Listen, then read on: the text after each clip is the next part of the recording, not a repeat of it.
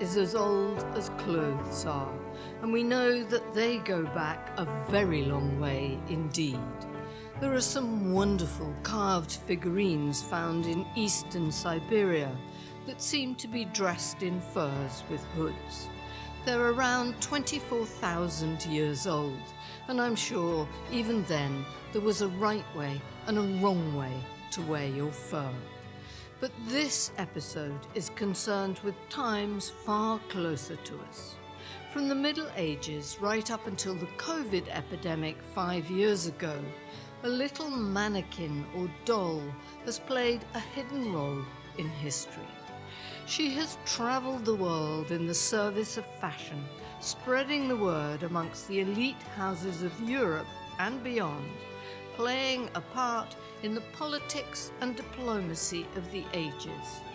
And yet her own life and times have been sadly unremarked. Come with me and listen to the story of the Pandora doll, who has brokered more than a few marriages in her time. She's seen riots and war. She was plunged to the bottom of Boston Harbor along with the tea, and she has survived it all.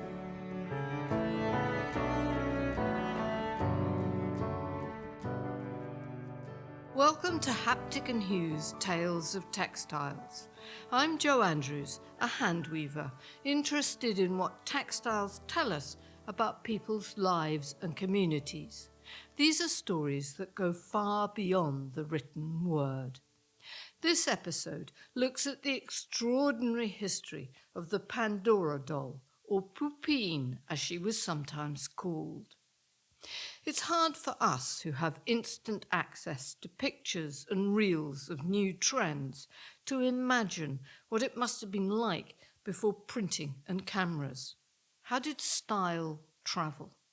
The answer was these little dolls, as Rebecca Devaney, an embroiderer who writes and lectures on the history of French fashion, explains. These Pandora dolls, as we see them, if we're looking at it through a fashion point of view, they're very, very important. Before the advent of magazines or fashion illustrations or fashion plates, these little Pandora dolls were used to spread fashion throughout Europe and then across the Atlantic to America and then throughout the colonies. And they're just this very interesting, I suppose, method of marketing and communications, whereby dressmakers, or what they were called here was marchands de mode, so fashion merchants, would make up dresses in miniature, and they would go through very long discussions with their clients about which ribbon to use, which lace to use, which buttons to use, which fabrics to use, and which styles overall to use as well. And because at that time everything was made by hand or made with the best of materials, they were made in miniature first because it was cost effective. It just wasn't an option for people to make up a full size version and then for the client to say, no thanks, I want that in blue or I want that in pink. When lace is made by hand, you need to make sure that your customer is going to agree with the lace that you're proposing to use. These dolls had a role not just in carrying fashion, but also in helping elite figures dress for ceremonial occasions and modelling how they should behave.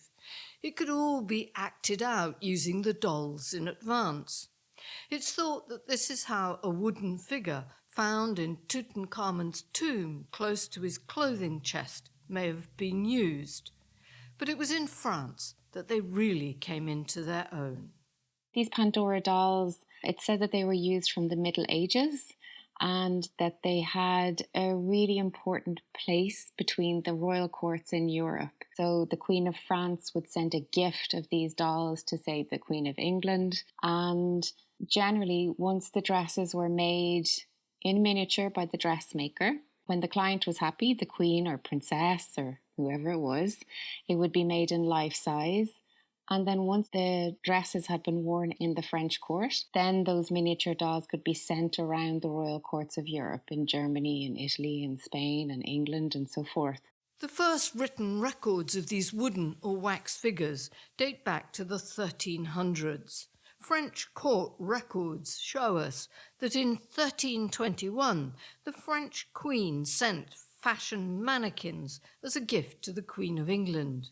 And then again in 1396 the court tailor of France, Roger de Varenne, made a number of dolls for the Queen of France, Isabel of Bavaria, for her 6-year-old daughter, also Isabella, who had been sent to England to be betrothed to the king.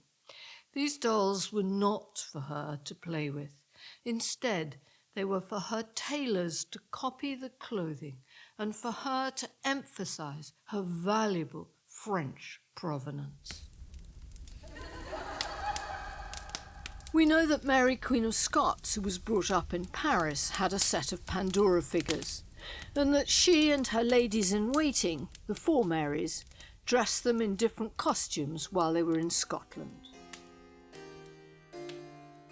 When we think of Mary, Queen of Scots, and her particular grace that comes down the centuries, she's wearing black velvet and white lace.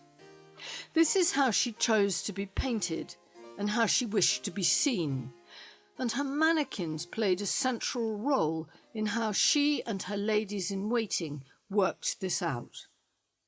Think too of Elizabeth I of England, red-headed, in magnificently embroidered costumes in russet colours, studded with jewels, huge sleeves, lace ruff, and the story of the Pandora mannequins makes you realise that the royal courts of Europe used ideas of fashion to project their majesty, to elevate themselves above the people, and to help their subjects understand that they were queens to be served and obeyed, which at that time was a difficult thing for a woman to pull off.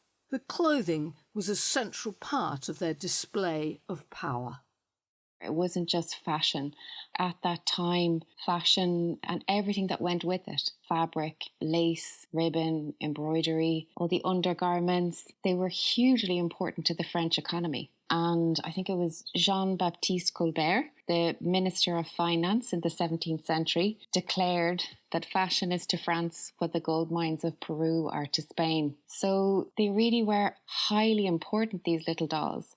What they were saying to the European courts and then later on to America and then the other colonies was that France was the place to go to buy fashion or to buy what you needed to have your fashions made. Perhaps because of their association with royalty, the little figures always seemed exclusive and desirable. Their heyday came in the 18th and early 19th century as transport improved, aristocratic courts across Europe multiplied, and tailors around the world began to order their own transportable mannequins to showcase their wares. Men and women became fascinated by fashion for the first time, and especially in England, far larger numbers could afford it, as a prosperous mercantile class emerged. This was the start of the fashion retail market. Every detail was perfectly made for the miniature mannequins, from the underwear to his or her hair and hats.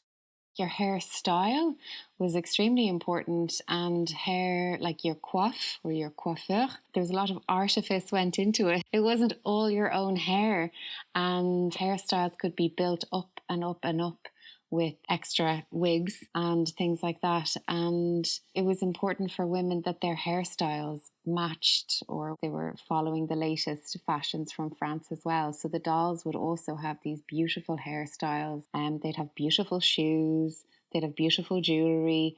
Everything was communicated, and they would also at times have beautiful hats, because in certain occasions you would be showing off your hairstyle, but in other occasions you would be showing off your hats. So both of these things had importance depending on where you were going, depending on the occasion. The more I look at Pandora mannequins and their travels, the more they seem to skitter across the stage of history. You glimpse them out of the corner of your eye, but never quite see them full on. Perhaps because it's hard for us now to understand the fascination people had for them, and the joy with which the news that a new set of mannequins had arrived in town would be greeted. It wasn't just tea that the ships in Boston Harbour were carrying in 1773, which sparked the American Revolution. There was also a set of Pandora dolls on board too, or as they were known in America, French babies. In the wars between Britain and France at the start of the 18th century, the mannequins were exempt from trade embargoes, given a so-called inviolable passport and a sort of cavalry escort, and despite war continued their journeys from Paris to London and beyond without hindrance. Gradually, as the 19th century progressed, the mannequins were replaced by cheaply published magazines with coloured fashion plates, and as the 20th century arrived, the plates were replaced by photographs, and by rights that should have been the end of the little mannequins. But it wasn't.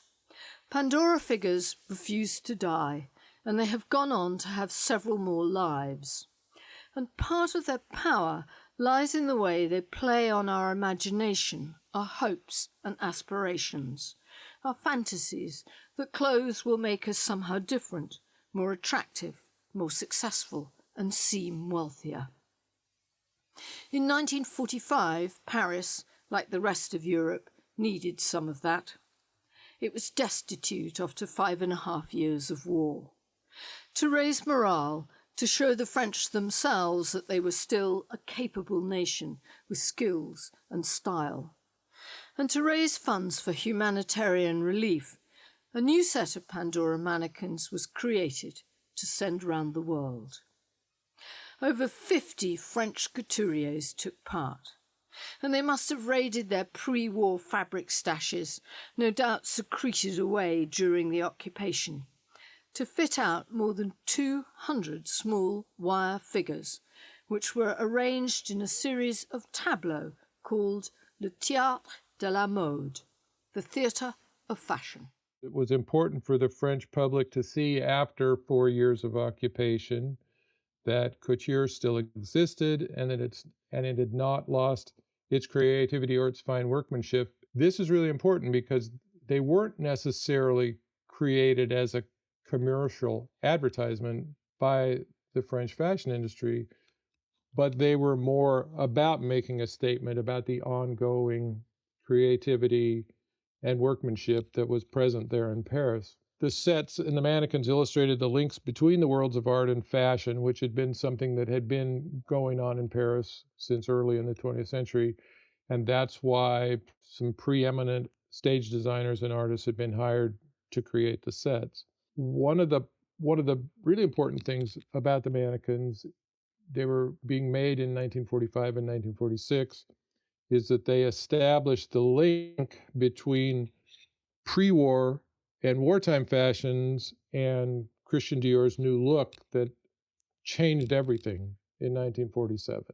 And the last one, and I think this is extremely important, is what the Théâtre de la Mode as it exists now is a collection of 172 outfits from 52 fashion houses, all from a single season. And that doesn't really exist in any other collection.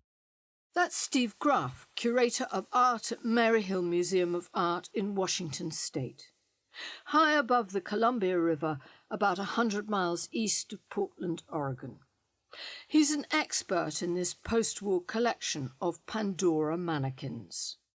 They were designed by a woman named Eliane Bonnabel, who was a pretty well-known illustrator in Paris, and at the time of the Théâtre de la Mode was conceived in 1945, she was working for Nina Ricci's fashion house, and she had recently designed its logo. And according to the 1946 catalog, so that would have been the New York catalog, she was thinking of an outline sketch, and then she went from that to transforming that idea into three-dimensional space. And that would suggest then that you could use wire to create a body with a plaster head that was light and idealized, let's say, and that they could be created to have different postures that then would work well with the fashions that were on them.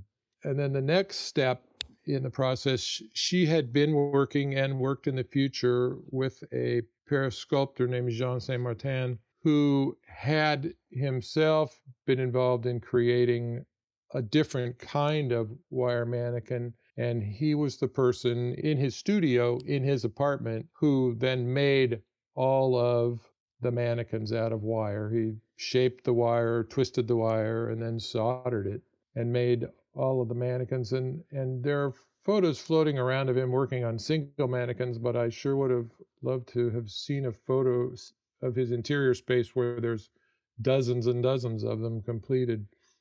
The heads were made by a Spanish sculptor, Catalan sculptor named Jean Ribault, who was known for sort of graceful, slender figure forms, and he's the person who made all of the heads. So each head is unique, as is each mannequin.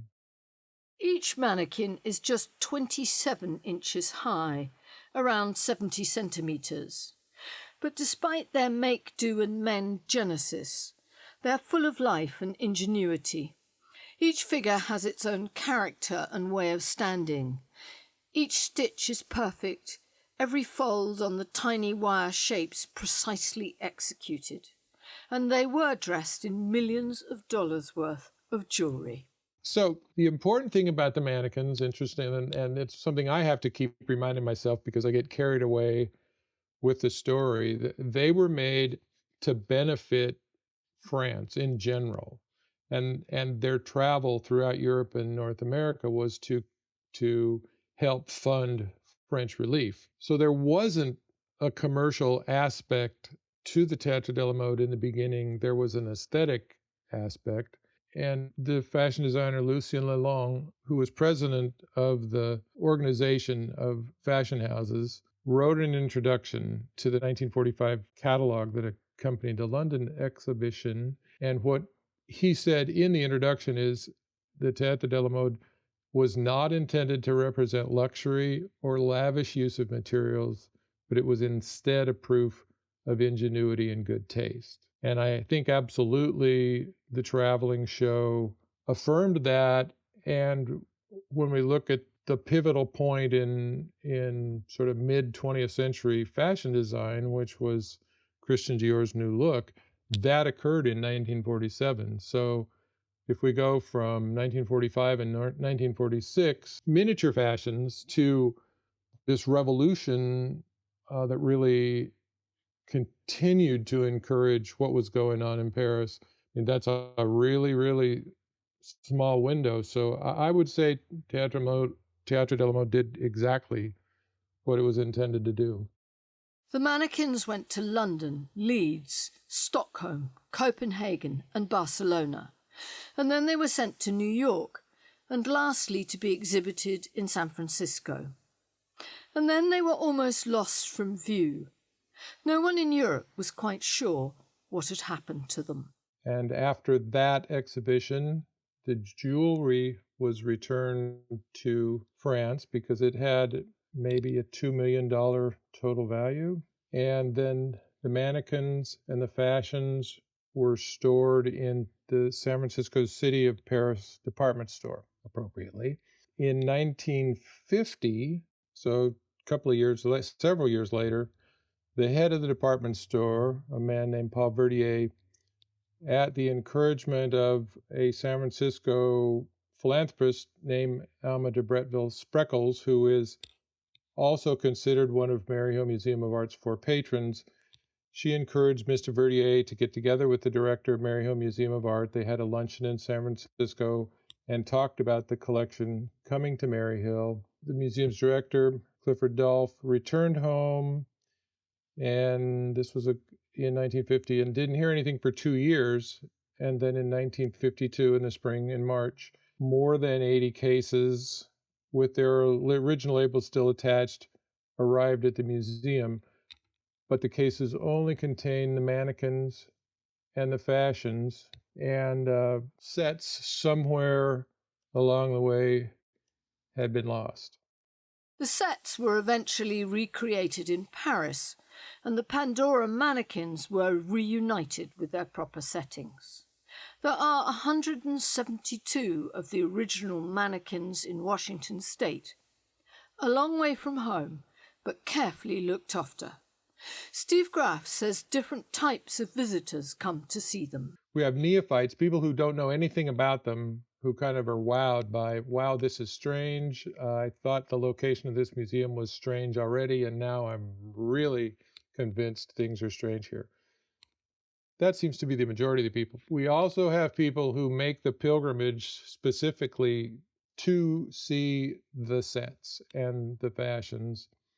And some people will do that every 2 years as they rotate onto view. And then we have a third set where people come to see them because they think they're clever dolls. And just me personally, I bristle a little bit when the word doll is overused, because it kind of diminishes the importance and the aesthetic value of the mannequins. Some people who use that terminology make me think of, and I hope they're not listening because they'll hate me, but the kind of hobby collector who fills their living room with one doll from every country in the world kind of thing. Maybe dolls that were bought at the airport as they were leaving the country. And these are not those kind of dolls. This is a totally different thing. They are representative of a French fashion history that was several years, 100 years old at the time they were made. And they were created for a very, very serious purpose. These beautiful figures are now 75 years old. They have been round the world several times, not just before they got to Mary Hill, but on loan to other museums since then. And in 1988, back to Paris to be spruced up. But Steve believes they have worn well. Well, that's a great question, because imagine any 75-year-old clothes in your closet. Some fabrics will wear well and others won't. And some that have been exposed to light on the corner of a shoulder will be faded a little bit. Happily, for most of their lives, Teatro della Moda has been stored in a museum environment with controlled humidity and controlled light and all of these other things. We have low light levels in the exhibitions. People complain about it all the time, but they are 75 years old. I think they look pretty well. The aspect of Teatro della Moda that's problematic for us right now, though, is the mannequins themselves. Because if you imagine a wire that's a little lighter weight than a clothes hanger wire that's been soldered in dozens of places on a single mannequin, that's where the great fragility comes, is in the stability of the mannequins, and that's why they're handled so carefully and so infrequently. If we can make that happen. There are requests for them to travel all the time. But since 2015, the old ladies have rested in their home at Mary Hill, too fragile to be shifted across oceans anymore. But that's not quite the end of this story. In 2020, another crisis reared its head, and the idea of the Pandora dolls came to the rescue once again. This time, the COVID pandemic made it impossible to hold the usual catwalk shows with people bunched tightly together. The famous Paris fashion houses looked for an alternative. And as a result of that, Dior's fall-winter creations were showcased in a 15-minute long video that shows them. And that was, in fact, itself inspired by Teatro della Moda. And what the video shows is a large crate with a drop-down front that has a bunch of miniature fashions in it, and a couple of men carrying them around so that different women can see them and then order them in full size. It's easy to find. It's absolutely worth 15 minutes of anybody's time. And then there's another one that's really quite lovely. Moschino's Spring Summer 2021 creations were presented in an online marionette show. And it's just fantastic because you've got people sitting behind the runway that are miniature people, marionettes, and then you have marionettes in the Spring Summer 2021 fashions going down the runway. And so I feel like if nothing else, Teatro della Moda was itself an idea that was spawned partially by centuries previous dolls that had been created to market fashions around the world, and then Tetradel motor arrived at the end of the Second World War, and now during the pandemic, not dissimilar creative way of responding to the problem. And so if people will just do a little bit of research, they'll see that it's part of a long tradition of really profound creativity and very, very skillful workmanship to promote the French fashion industry. Creating these new Pandora dolls has demanded a fantastically high level of technical skill to work in miniature. But the Dior collection was it was spellbinding. It was just so beautiful. It was just really stunning. And I don't like the people that make those clothes on them mannequins they're just wizards. They're absolute wizards. To have the hands to be able to finish things perfectly like that I thought it was insane. Sean Byrne works and lives in Paris. He has a very particular calling in the production of modern fashion collections. He is a maquettiste, which involves, yes, working with miniature figures, the descendants, if you like, of Pandora dolls.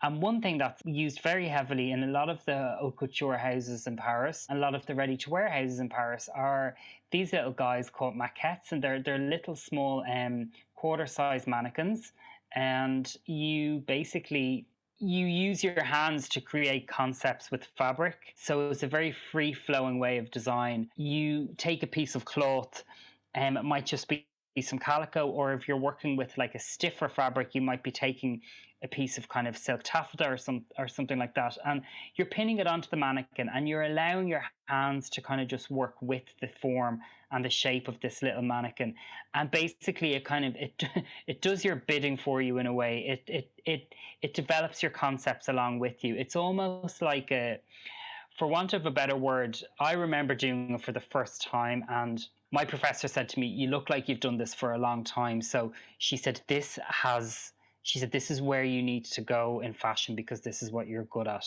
And I was really pleased to hear that, because when I started doing it, I didn't know if I was doing it right. I didn't know if I was doing it wrong. But with working with the maquette, there's no real right or wrong way to do it. For someone who is a designer of clothes, this skill frees up your imagination and creativity. It's an approach that's only taught in France, particularly at the wonderfully named École de la Chambre Syndicale de la Couture Parisienne. And I think it's something where you either have the free skill to do it or you don't. And I think, because I've thought about it quite a lot, and I think it's basically just the way your mind thinks. And if you're not afraid of it, if you're not afraid of going outside the box, and you're not afraid of you're not thinking in millimeters and centimeters, you're thinking in a conceptual kind of way of doing things. If you have a mindset like that, it will work really well with you. And there's a strange alchemy to it, because you come up with designs that you physically could not make these designs up in your head. It has to be done on this mannequin. And it's just a pleasure that I've had the opportunity to let it come into my life, because it really gives me an awful lot of joy. Because even if I'm not working on anything to do with, like if I'm not working on a project or anything, you can just sit with that mannequin for an hour and just play around, and all of a sudden you'll come up with kind of fantastic concepts that you'd never come up with just pen and paper. Maquettes are used because they don't waste expensive fabric, and because they set designers free to experiment in a way that flat pattern cutting doesn't. So a maquette it's a quarter size mannequin. So it's probably about, I'd say it's maybe 2 feet tall. It has little arms on it. It has its own little head, and it's on a little dress stand. And you basically it's like a little miniature mannequin. So what I'm looking at is more of a concept kind of thing. So it's very related to that kind of that French heritage of designing on a smaller scale. It's really, really important in French fashion, and it's been around for, I know, a very long time. And for me as a fashion designer, I'd be lost without it, because it's such a help. And I think with the little one that I have, you can just develop concepts very quick. And you might have a scrap of fabric that would be like nearly ready for the bin because it's so small. But you can do something with it on a maquette. Each fashion house will have a team of maquettistes working in-house, producing possibly hundreds of ideas each week. So you'd have your team of modelistes who would be working on larger mannequins, and they would be doing things like tailoring, where you're looking at your centimeters, you're looking at your millimeters. But then for anything more, like, you know, if you wanted to make volume in a gown, if you wanted to make volume in a sleeve, if you wanted, you know, large billowing skirts, anything like that, a maquettiste would come in and they would be very quickly able to put together those concepts. If a designer came in and said, today I want to look at necklines and I want to look at, you know, a different kind of, like, you know, small collars with volume underneath them, they would give the maquettiste the brief, and the maquettiste could go away then for the whole day or for a week or whatever, and they'd experiment with different volumes. Very, very quickly they could come up with a concept. And what's great about a maquettiste is you can put your little bolt of fabric on the arm of your mannequin, and within maybe a minute, you'll know if a sleeve that you had in your head is working or not. You take the photo of that, you take your fabric off, you keep the same piece of fabric and you put it a different way. You put it upside down, you turn it around, you bring it up towards the neck, you bring your arm line towards the neck, you drop it down underneath. And it's a very quick concept because every 2 or 3 minutes you're seeing different shapes. So it's evolving constantly. Whereas with the larger mannequins, it's a cumbersome process. The larger mannequins are used pretty much for, you know, strict tailoring. Whereas the maquettiste, you get to play around with shapes and, you know, you can see your design come to life immediately. So they're so useful. Sean's own maquette, which he keeps in his apartment, is called Madame Foufou. He believes the miniature mannequins like her are integral to creativity in design. So even today, the fashion figure, the little Pandora mannequin, has his or her place in creating and designing what we wear. Sean says the maquette opens new doors for him. It brings, for me, it sounds a little bit cheesy, but it brings my heart into the design completely, because it's like a process between, fashion is a very solitary work, I find. Being a designer can be quite solitary, and working on garments can be a solitary task. But you nearly have someone with you when you have that little mannequin. You know that it's nearly like you're working with it. It's helping you along the way.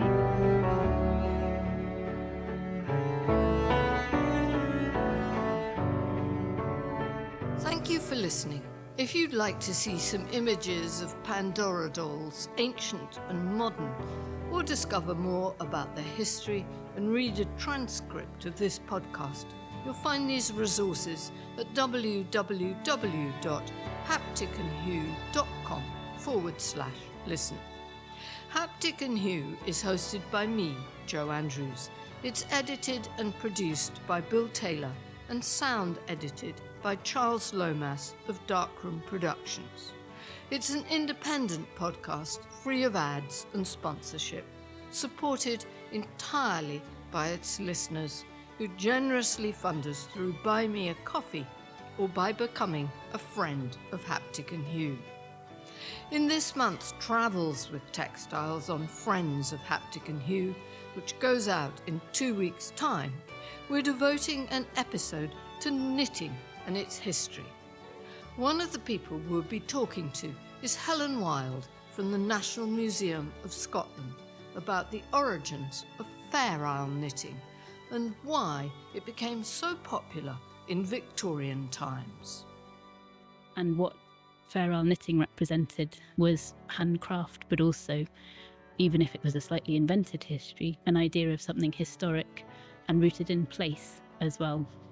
And the way that Fair Isle was talked about in those early years in 1851 and in many of the later sort of marketing material and descriptions, it's very much about place, but also about the raw materials, being very specifically the wool of the Shetland sheep, and also the specific skill of the women of Shetland. What they represented was an escape from the ills of the modern world, and I think that's what they still represent, and that's why it's still such a sort of beguiling thing.